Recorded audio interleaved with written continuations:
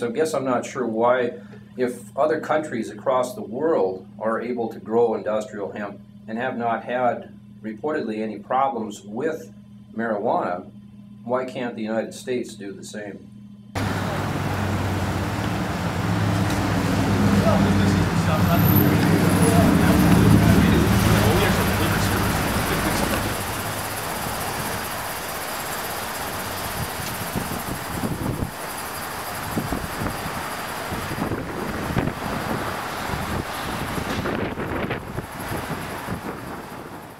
The government says this is marijuana, you're saying it's not marijuana.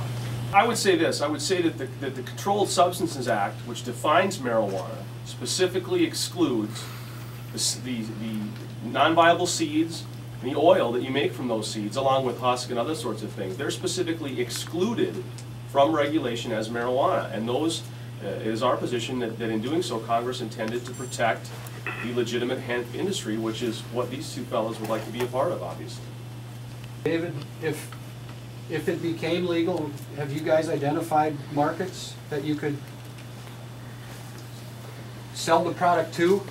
Well, I have to say, it isn't daily, but pretty close, at least weekly, somebody is calling and saying, can I buy your fiber? Can I buy your seed? And they don't understand that we haven't even gotten out of the chute yet. So I have to just write them or tell them or email them that we're premature here, but there is certainly a market, especially in the West Coast, for the food and that, you know, the oil and the nuts that they get from it, and the food industry, especially I think in the West Coast. And I think the fiber is a huge thing that we can benefit from here in North Dakota, especially with the fiber board and various fiber things that we could do with it here.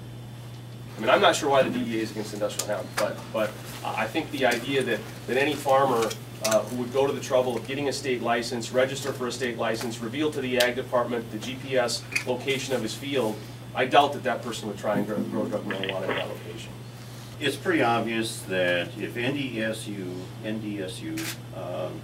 has needed 8 years and still nothing resolved, I think the DEA is just trying to wait us out, you know, and obviously this is a 1-year license that we apply for to DEA, and it's not a cheap license, and it's renewable every year.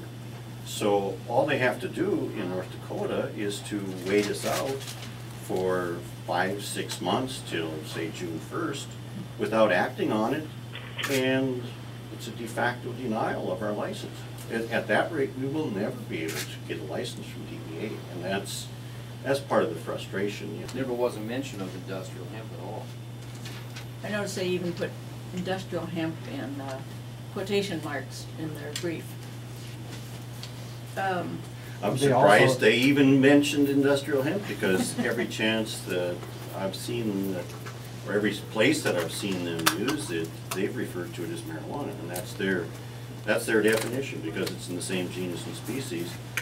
They have totally denied that there is such a thing as industrial hemp to me.